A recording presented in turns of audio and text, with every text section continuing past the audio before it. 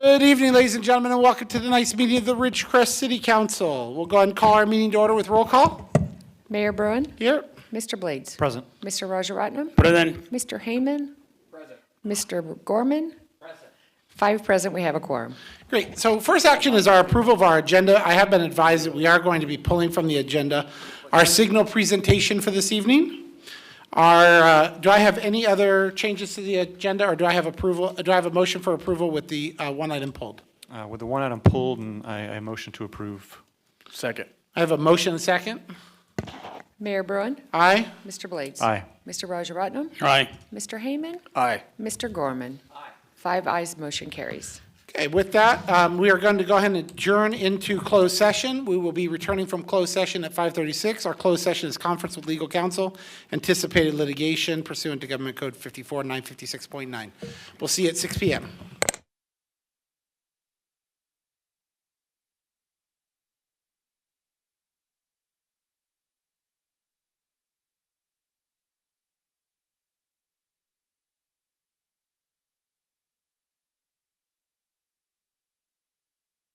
Ladies and gentlemen, and welcome back to our regular session.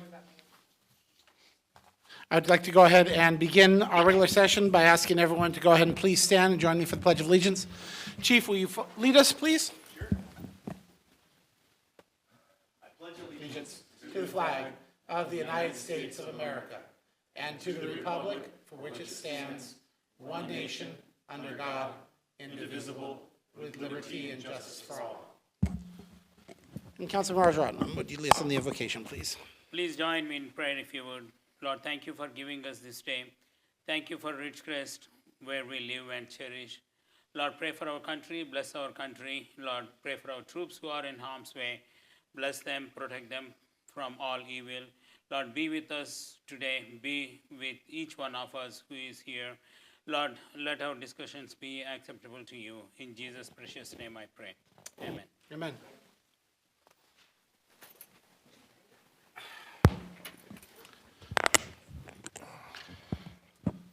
Okay, first item of our agenda this evening is our attorney's report out of closed session. Paul? Yes, there's no reportable action from tonight's closed session. Thank you, sir.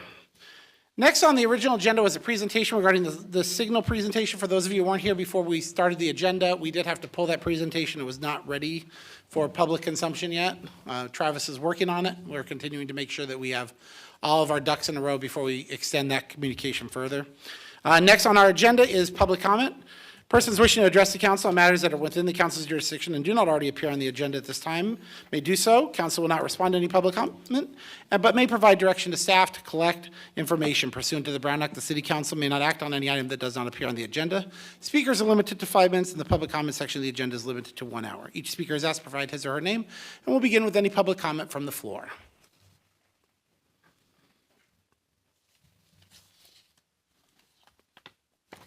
Hi, my name is Terry Mitchell, and I do reside in the city limits. I wanted to take a moment to share my thoughts. I am speaking as a private citizen and not representing any group or organizations, because I'm involved in lots of different things. So, I've addressed this council a few times in the past few years because I felt and still feel very strongly that Ridgecrest needed a public pool where the kids could learn to swim. This is a life-saving skill. Measure P was passed, and I quote, to provide funding that cannot be taken by the state for maintaining services, such as fire services, keeping both fire stations open full-time, 911 response times, replacing penny pool, emergency medical response, pothole street repair, recreation programs for all other city services, close quote. Measure P did have a sunset clause. Mayor Eric Bruin recently responded on Facebook to a question on what would be the cuts would be if Measure V does not pass. Here is a portion of his response. The first would be abandoning the rebuilding of the penny pool. The second would be a minimum of 25% reduction in the police force, 9 officers, close quote. Really? This feels like a bait and switch. I guess that funds aren't earmarked, which is a bit surprising, but ethically, the city should use the funds from Measure P where the voters approved the implementation. Mr. Bruin's comments feel a bit like blackmail to me. I'm irritated and disappointed. I recognize that Measure V is a continuation of a previous measure that was put to the voters in the past. The difference is Measure V does not include a sunset clause. I have specific criteria if I consider voting yes on a sales tax measure. There has to be a sunset clause. Why you chose not to include, I don't know, but I will be voting no on Measure V, even if it is considered a continuation of an existing and won't increase taxes. Why? Because you didn't include a sunset clause, one of my specific criterias. And secondly, Mr. Bruin's response, which seems to indicate that the voters do not have to be listened to and that this city council can just move money where they darn well please, even though the voters approved for a specific purpose. I'm not sure you have the power to do this. In fact, I doubt it, but it just rubs me the wrong way. Thank you for your time. Thank you.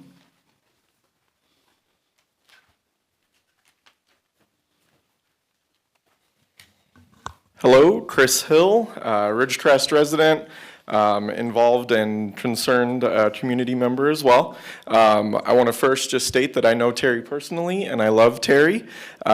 We do disagree on this topic, and that is what I wanted to talk about tonight was Measure V.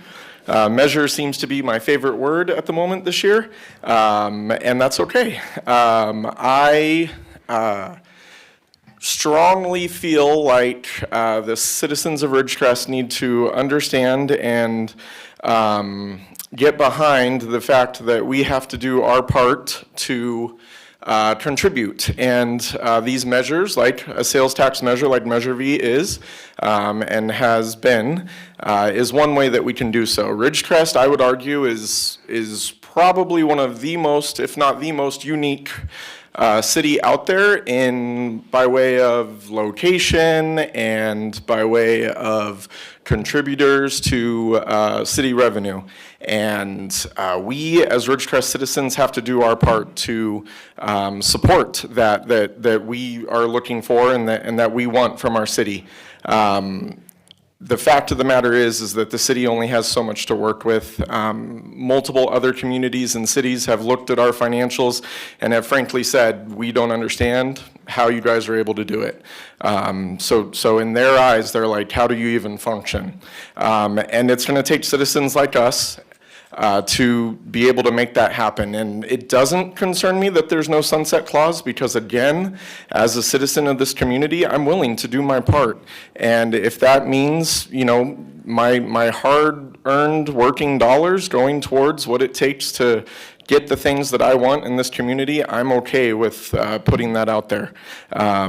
As far as what was mentioned by Mayor Bruin's remarks, I will also remind people that when we were talking about Measure P, Mayor Bruin did say, this is our promise to you, and P can stand for promise, and he said, if we don't deliver on this, then maybe, you know, you should do something about who is in office, and I feel like he's a man of his word, and he stands by that. And so if this works out the way that the citizens don't feel like Measure V should continue, which the city has shown time and time again, and I am on the oversight committee, that Measure V funds are being spent the way that they should be spent, then the citizens need to step up, and they need to step up more than behind pages that are anonymous and calling out personal accusations online. So I just want to urge the public. I did have some talking points about Measure V, but it's all out there. It's a renewal of a tax. It's not a new tax. It definitely supplements income in a way that the city would have to rethink some of the things that they're doing. And I personally don't want to see that happen. And I am in support of Measure V, and I urge the public to continue to support it as well. Thank you very much. Thank you, sir. Any other public comment from the floor?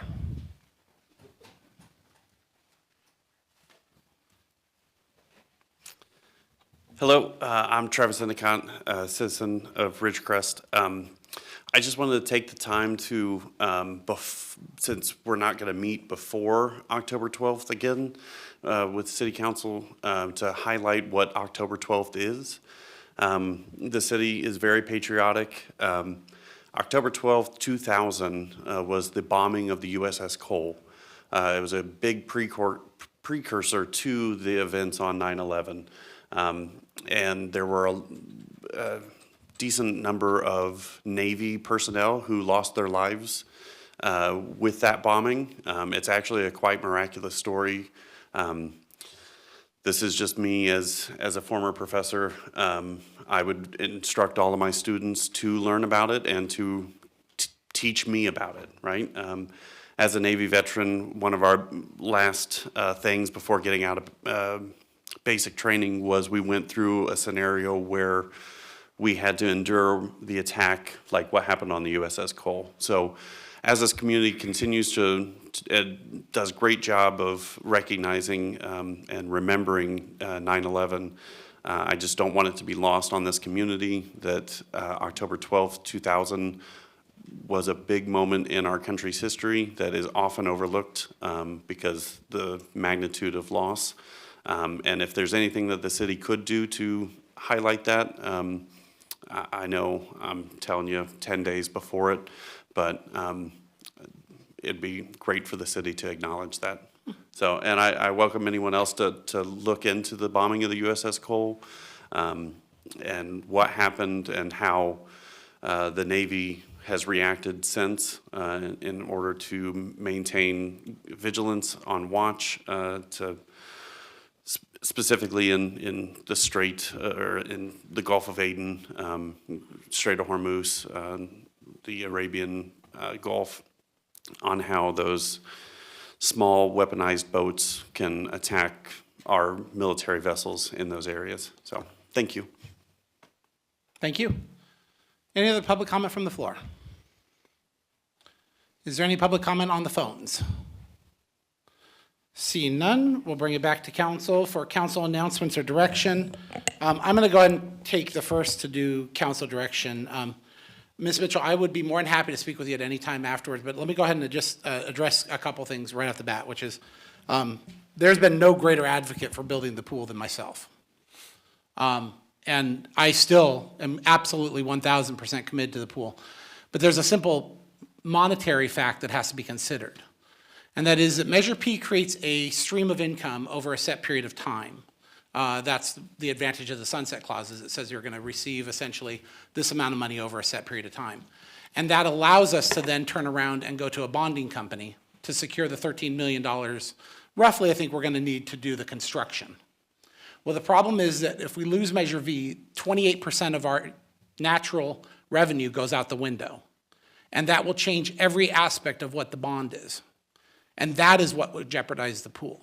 Is a reduction of 28% of revenue of the city will then jeopardize 1,000% of the ability to bond for the pool. Because the ongoing revenue stream, which we were going to use now, is at risk in terms of public safety. And that will change every dynamic around a bonding company. The second thing I just want to share is I was asked to give a break the glass plan. I was asked what happens if this community gets to that, and I've changed my break the glass plan. And I'll be happy to share it with you publicly here rather than on social media. And that's quite simple. We'd have to declare a fiscal emergency. And the most likely result is of that fiscal emergency is that we would have to start issuing pink slips. I don't want to do that. I don't think anybody else in this room wants to see police officers receive a pink slip. And I'm going to go through with the pool because you're absolutely correct. There was a public commitment. I'm absolutely correct with that. But if the bonding turns that $13 million cost into $27 million, I think there's going to be a change of opinion from this community. And so I want to do everything in my power to provide information.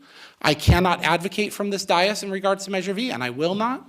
But I'm simply saying that 28% of our revenue will greatly impact the ability of the city to bond the pool, which is why it would create that situation that we'd have to look at.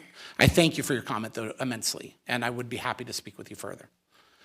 Okay, is there any other council comments or direction? Nope.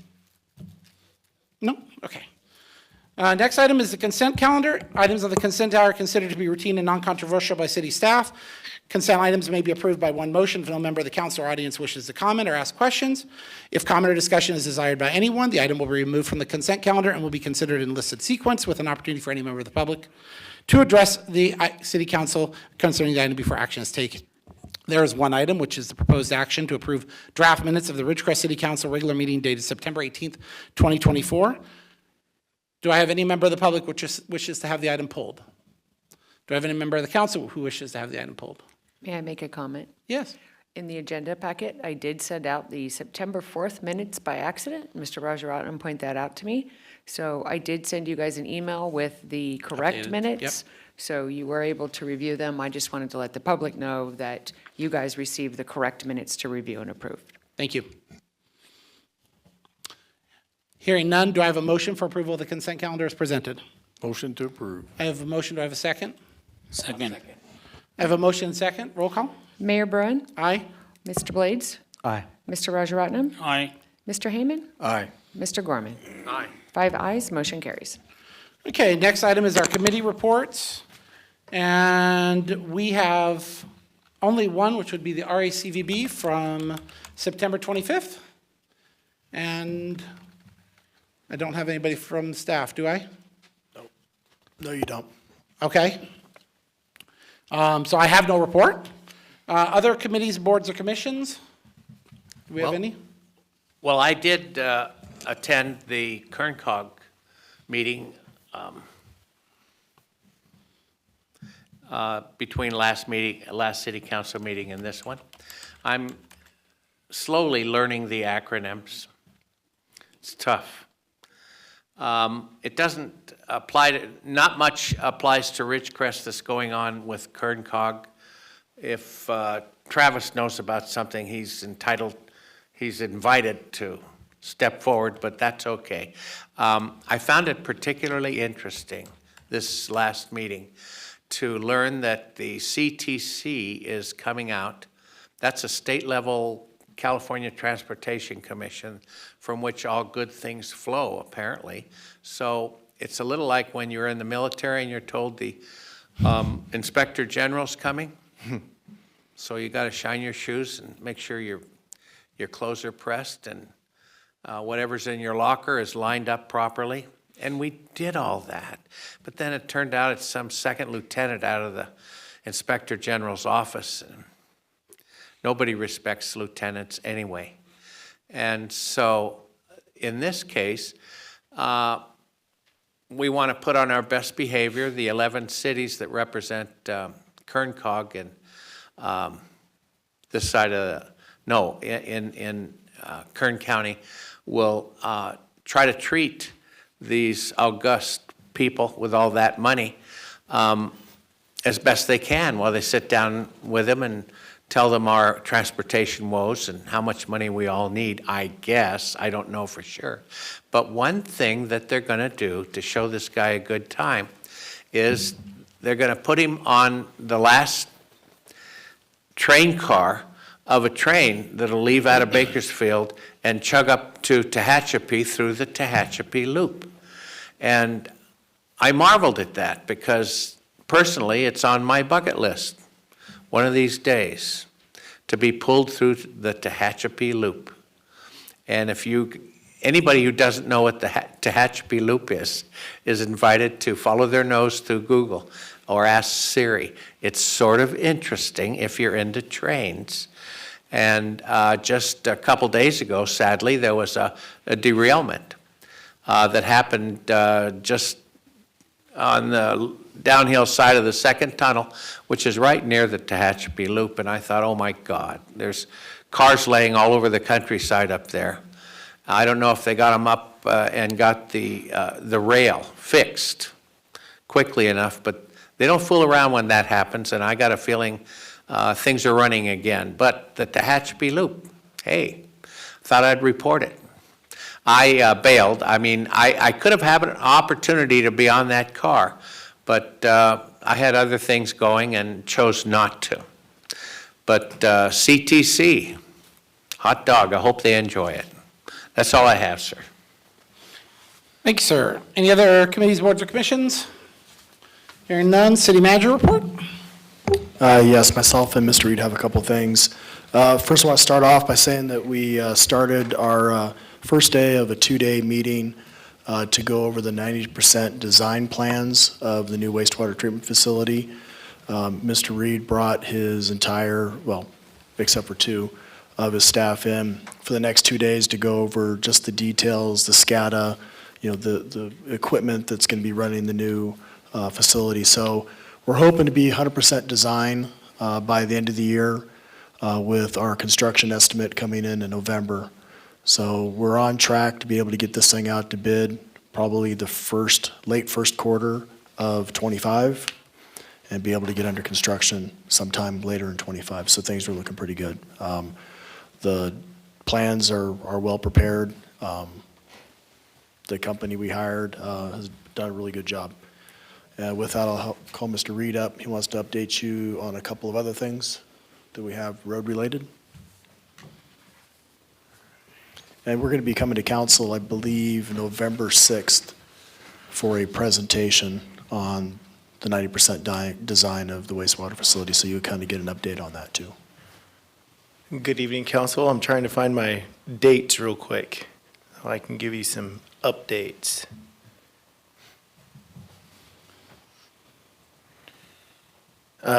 So as you guys know, we are working away on Downs. All the colored concrete went in today.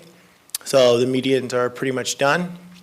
Unfortunately, Griffith had a fire at their asphalt plant, so our paving date is getting pushed back. The new tentative dates for paving are going to be Friday, October 18th for our dense grade, which is your stretches on Bowman, and then Monday, October 21st will be the repairs that we're doing over there on Warner, Alvord, and Peg, and then Tuesday, October 22nd is when we'll do the rubber on Downs. So we are getting close to getting Downs back opened, but I just thought I would share that we had a little unforeseen mishap that tends to happen sometimes at asphalt plants. When you have a project that doesn't have an unforeseen mishap, that's going to be the shock. Well, we were trending really well with Downs. No, I know, I just That, mean, so- anytime we open the ground and we discover stuff. And this one was not caused by us in past, so this is okay. AHSC is getting really, really close. We're about done with our second review of the 90% plans, and then we'll proceed to 100 and be able to get that out to bid. I'm hoping to do that here in the next couple of weeks. That's the big one that's going to do some more of the flood control over there on Felspar. That'll pave all of Felspar from Downs to Sanders, solar street lighting, bike path on Drummond to Burroughs High School, a ton of ADA improvements around the Mojave View Apartments. Should be a really, really good project. And then we painted all of our sidewalk, cross gutter, and curb demo out on American, Broadway, Cottonwood, Kimberly, Sierra View, and Wild Rose. Late last week and early this week, saw cutters are scheduled to be here Monday. So you should see dirt start flying on the FY24 Measure V project here the next couple days. Also, we got word from Nagel Earthworks. They're going to start on the transit hub on Monday as well. So we will have multiple projects going here and around town, and look forward to getting some of these done and knocked out. Thank you. Yeah, I got one more thing to add. We did get notified this last week that we received a follow-on grant award from OCC on our military installation resistant grant. Looks like we're going to receive about $700,000 to be able to do a full design bid package on completing the Bowman Channel all the way out to Mirror Lake. One of the big benefits on that is that that is where our water goes. And if we can get a follow-on grant through the Defense Community Infrastructure Program grant in the next couple of years, that should benefit the community way of lowering people's flood insurance in those areas and be able to find a way of getting that water from the south end of town out to Mirror Lake where it ends up at. Also part of that grant, they'll be updating our general plan to include the ACUS, which involves the sound noise impact for the F-35. It also includes a housing study follow-on for military housing, and the last component would be they would fund a full emergency exercise valley-wide. So I think the total grant award on that's $872,000. So we'll be bringing that to council here probably the first meeting in November. It's fantastic. Yeah. Very good news. Okay. Next on our agenda is future agenda items. Does any council member have any future agenda items? Nothing. Nothing? And then we'll go to mayor and council comments, and I'll let Mr. Gorman kick us off. That's wonderful news, what I just heard about the Bowman Channel going all the way to Mirror Lake. There was a time when we got enough rain that Mirror Lake actually became a lake now and then. And we had winters cold enough that the water in the very shallow Mirror Lake froze. And there were those weird boats, somebody will know what they're called, that sailing craft with skis, ice skates on them in lieu of a hull, let's say. And they go whizzing across Mirror Lake. It's really something to see. Perhaps, God willing, we'll see it again. I guess I'll leave that as my comment, except perhaps I see Terry over there, and like him, I love Terry too. I think a lot of her and respect her opinion. We all love Terry. And There's no disrespect. what I heard from the mayor in response to something Terry said, of course, was that if Measure V doesn't pass, that affects the pool somewhat automatically and symbiotically with complicated money talk that has to do with bonds that I don't understand. Was I hearing that right, Mr. Mayor? You were. We didn't know that. I didn't know that. That makes Measure V all the more important. It does. That's it. Mr. Hammond. We'll throw a plug out for the fair. Desert Empire Fair will be October 18th to the 20th, so remind everybody, come out, have a good time at the fair. There's the junior livestock event that will be held. That's always fun to come and watch the kids and see them doing some good wholesome work with their animals. And the rodeo will be going on, and so a lot of good time, good fun at the fair, so come out and enjoy it. Mr. Rajaratnam. None. Mr. Blades. Nothing. Okay, well, I have just a few. I want to, first, if you haven't heard, they're getting close, very exciting. A couple of us got the invitations, but they're getting close to finally doing the ribbon cutting for the South Airfield, which is very, very cool. And that is the largest project of the earthquake rebuilding. And to see that one come to an end is kind of the big dinner bell on that we're coming closer and closer to the end of the earthquake recovery work. That is a big project, and we're really looking forward to seeing that in November. I wanted to share that earlier today, myself and Councilman Rajaratnam got a chance to meet with Congressman David Valdeo. Mr. Valdeo serves the Central Valley and most of the Visalia, Tulare, that area of our state. Mr. Valdeo sits on the subcommittee for appropriations and was supportive of the recent announcement of the $14.2 million that's been provided to Ridgecrest Regional Hospital as an emergency appropriations. Those appropriations should provide at least funding to get to a further long-term solution. I can tell you assertively that I'm very proud of all the efforts from so many people. The Navy did a huge part of this heavy lifting, and I commend them for recognizing the importance of Ridgecrest Regional, as well as, more importantly, what quality healthcare means to the retention and recruitment of individuals for our community. And seeing Labor and Delivery reopen in December is a big plus for this community. But I really want to have the community here once again. It has been an interesting couple weeks on Facebook. That's all I'm going to say. It's been a very interesting couple weeks on Facebook. And we try to speak honestly with people, and this is how context gets twisted. we have a lot of incredible things that we have been working our backside off on for many months.